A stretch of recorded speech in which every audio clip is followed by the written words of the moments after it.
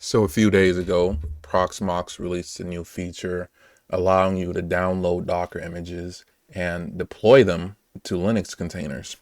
This is very obviously Proxmox making the initial steps in order to make Proxmox virtual environment Docker compliant. And I like this step. Let's poke around with this new change and see how it works and whether it's not something you should investigate. Behind me we have our test cluster pulled up, which is PV test 1, 2, and 3. What we would like to do is test the new Docker features, right? So what you'd have to do is click on a storage that supports Linux container types. So let's find one here. Let's see, local storage and container templates. Then what you want to do is click this pull from OCI registry button. OCI registries are basically Docker registries, right? OCI is the open standard for container images, and any OCI compatible image should run on Docker, Podman, Kubernetes, hopefully in the future Proxmox, right? Whatever container engine you run that follows the OCI standard should be compatible with this.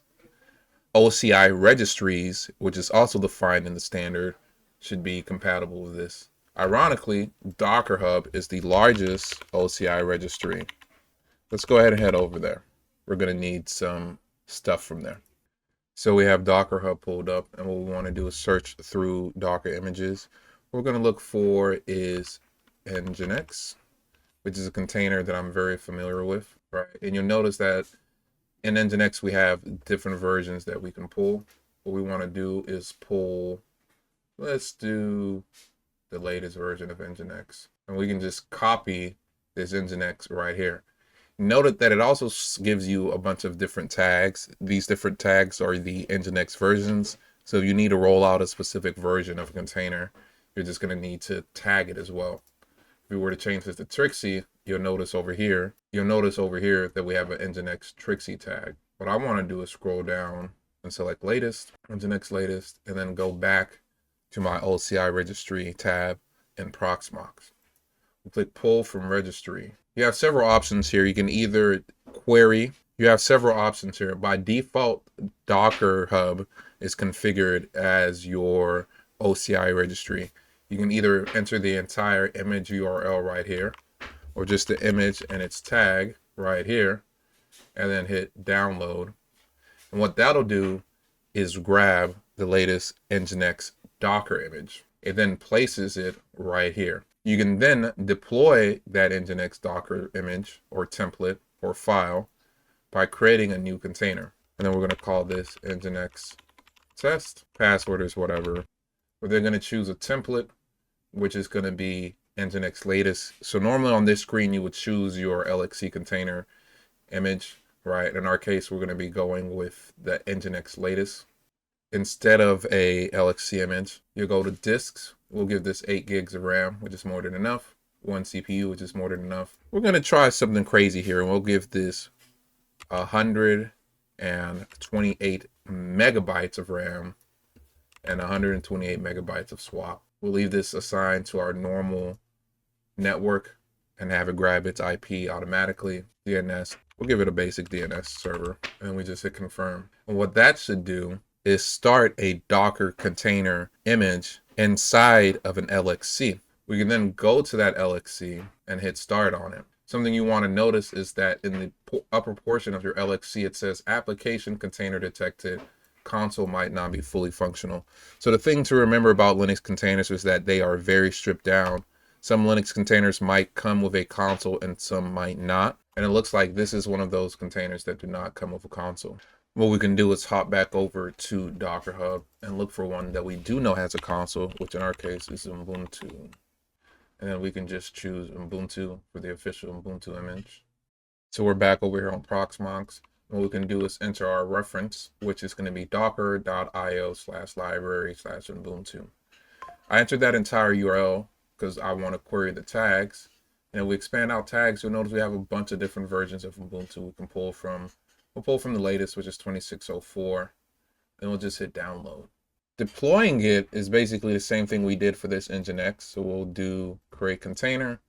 We'll call this Ubuntu test. Make sure it's unnested. Make sure it's unprivileged. Make sure nesting is turned off. And just do your normal container setup. Make sure you choose Ubuntu as the template image.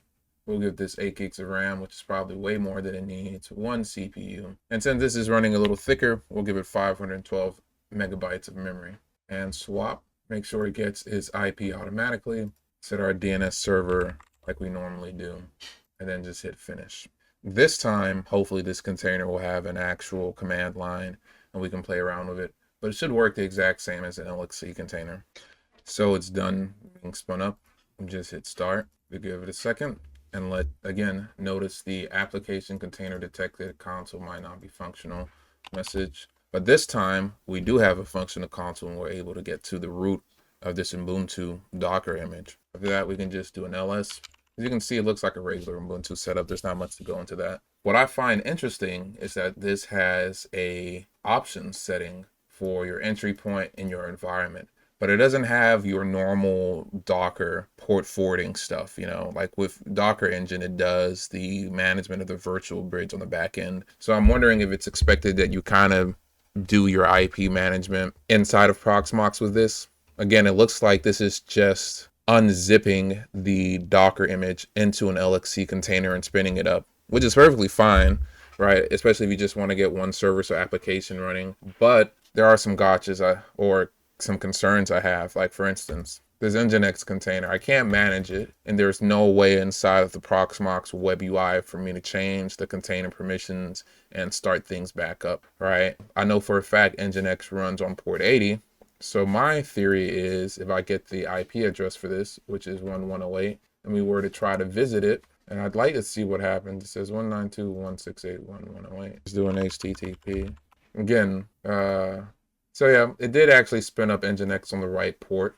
So it looks like it is just mapping whatever ports are configured to spin up on the container directly to your IP address, which is fine. I could see this being useful if you have a service you want to get deployed, you want to download all the dependencies or configs. You could just download the image from Docker Hub, spin it up into an LXC, and then go from there, right? That takes your config time maybe from 30 minutes to a couple hours down to a few seconds to maybe 30 minutes tops. That's an impressive amount of management time saved. Just thought this was a cool feature, something worth investigating. If you enjoy this content, please go ahead and hit the like button. If you'd like to see more, please subscribe either here on, please subscribe in general, right? Either here on YouTube or at my TikTok channel, Low Spec Labs, where we go over short form content, or at my other TikTok channel, Low Spec Labs B, with a Bravo there, right? Where I go into, honestly, that's just a shit posting channel. You know, I look at memes and we laugh at them. And that's it.